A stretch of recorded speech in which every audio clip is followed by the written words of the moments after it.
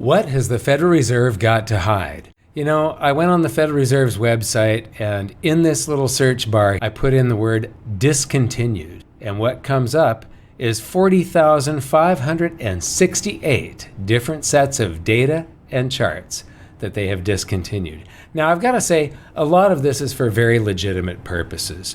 You know, sometimes nobody's using that data. It costs them something to compile all of this data and put it into the system. And or it's just like a stupid set of data. It's a dumb set of data that really doesn't mean anything. And so they discontinue it. Very legitimate. Every once in a while, somebody comes up with a better way of measuring something, a better way of putting together data. And so they change their methodology. And if the methodology doesn't splice well with the previous methodology, they just say, well, we'll discontinue that and we'll replace it with this. But there's some instances where it's very suspicious, and what I'm seeing is that this is happening more and more and more often. It's becoming very fast now, the amount of data sets that the Fed is discontinuing. And it's very suspicious. Maybe, there's an old Elvis Presley tune called Suspicious Minds. Maybe I've just got a suspicious mind, but maybe not. So let's take a look at some of these data sets that they've discontinued. Here we've got the St. Louis Adjusted Monetary Base, and this was in the last video that I did. And one of the things I loved about this data set is it goes back all the way to January of 1918. So you can do things like zoom up on World War II. This is the spending right here for World War II, all the deficit spending and currency creation. This is all the spending that they did to try and get us out of the Great Depression, but all it did really was prolong it. In fact, there was this gray bar here is called the Roosevelt recession. We had a recession in the middle of the Great Depression. You can see here the Roaring '20s and the crash of '29. I'm going to zoom up a little bit more on some of this stuff because I think you'll be amazed. This auto scales. And so here, a little bit further, this is October of 1929. The crash, there was some bank runs and a collapse of the currency supply. So we're seeing a contraction of the monetary base here as banks go bankrupt. And this is the Roaring '20s. But this is the end of World War I and the incredible expansion of the currency supply that they were doing during World War I.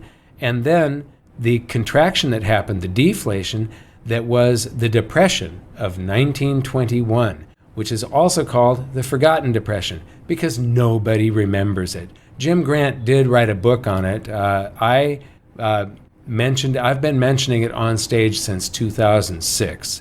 When I saw this contraction, I went, holy, that is a depression. This isn't a recession. This is a depression. But the government didn't rush in to save us. The Federal Reserve didn't really do much. They'd made some mistakes, but in 18 months, it was a memory. And then everybody forgot about it. The Great Depression, which is this little tiny deflation here, turned out to be much, much worse because of the government trying to rush in to save us. So that is one of the data sets that I'm very sad to see discontinued. And what did they replace it with?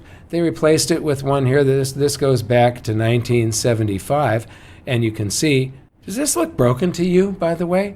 I mean, is there something wrong here since 2008 where it seems like they can't get things under control? They can't go back to normal? Everything is different? Something really seems broken? And they also, this monetary base total is another one. Does that look broken to you? That one's not discontinued. This is total reserve balances with the Federal Reserve banks discontinued. I don't know why they would discontinue this one. Does something look broken here? I mean, we went along all this time. This goes back to 1975, and just 20, 25, 30 billion, 10 billion, 9 billion, $8 billion. That was enough for the banks to operate normally. Less than $10 billion was enough for them to operate normally. Now they need $2.8 trillion just to get by. Does this look broken to you? Monetary-based currency in circulation. Why would they discontinue this? I mean, there are other measures of it that they use, but 1975 to today, even not to today, I'm sorry, it's discontinued. Last data point is August of 2020. Does that look broken to you? They replaced it with this, and here we have, this definitely looks broken to me. Does it look broken to you? Let's auto scale this for a second and take a look at what the trend was and what it is now.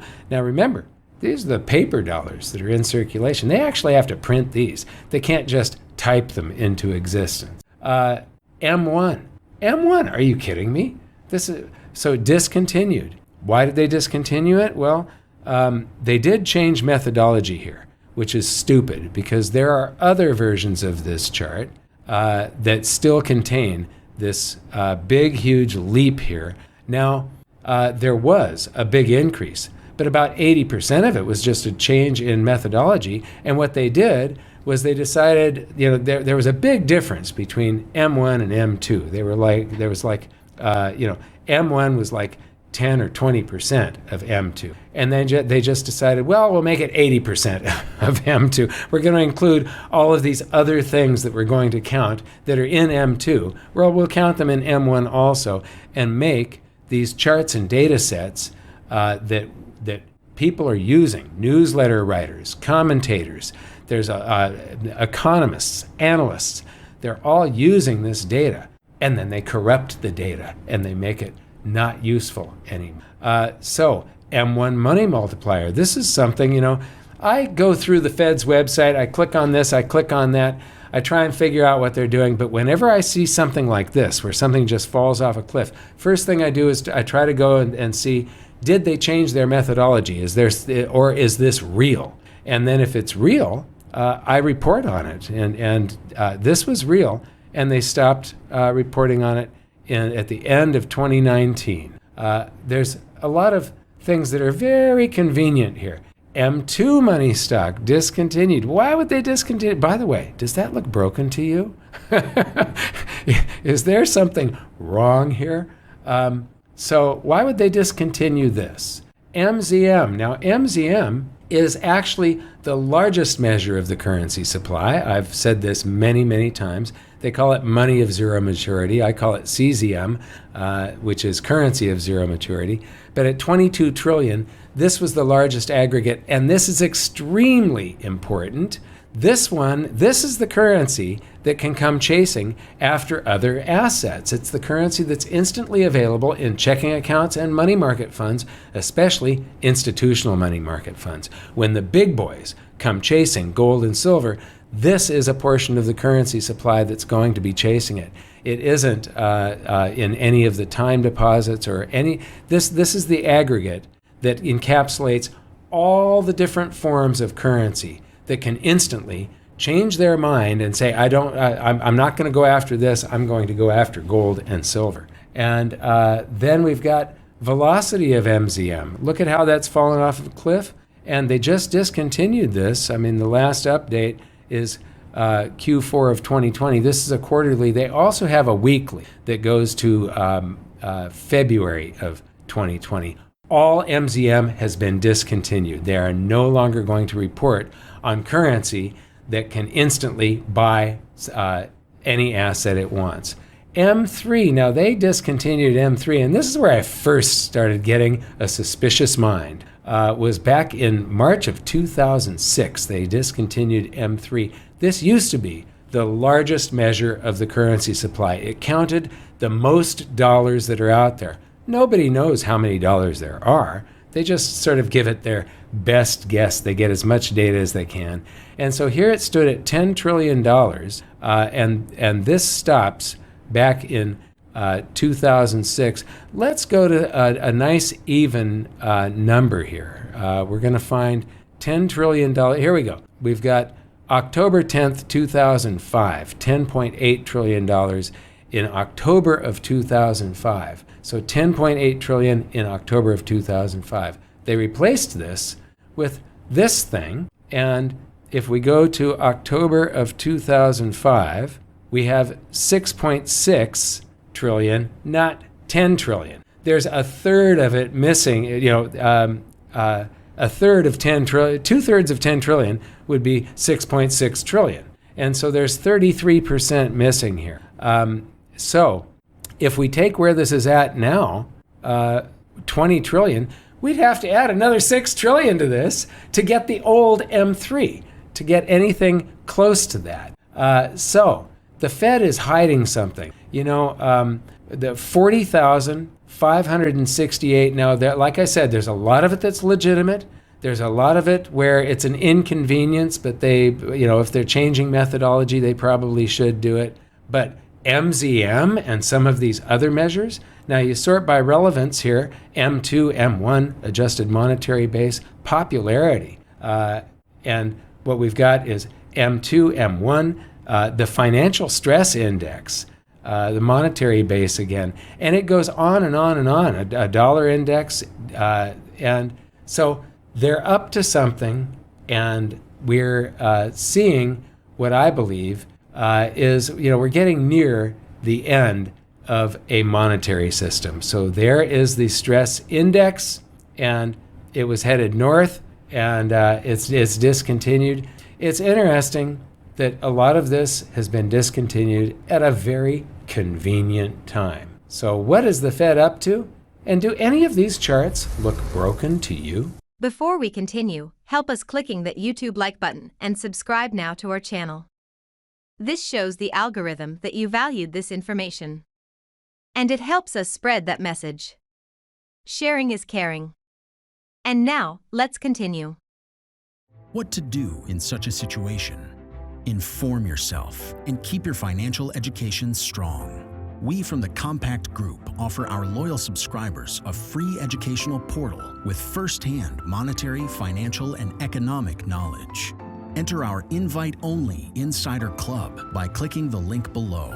You will get access to first-class information far earlier than the rest.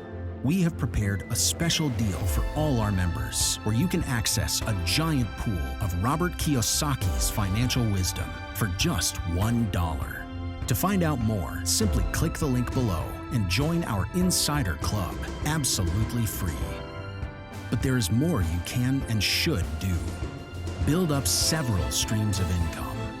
More and more people realize that they have to take their future in their own hands, but they don't know how and where to start.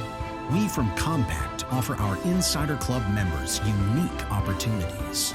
Strengthen your financial muscle and get the edge. Click the link below. Become part of our free Insider Club. No financial obligations. But there's one important thing you have to know. You have to become active. So do it now. Become active and see you on the other side.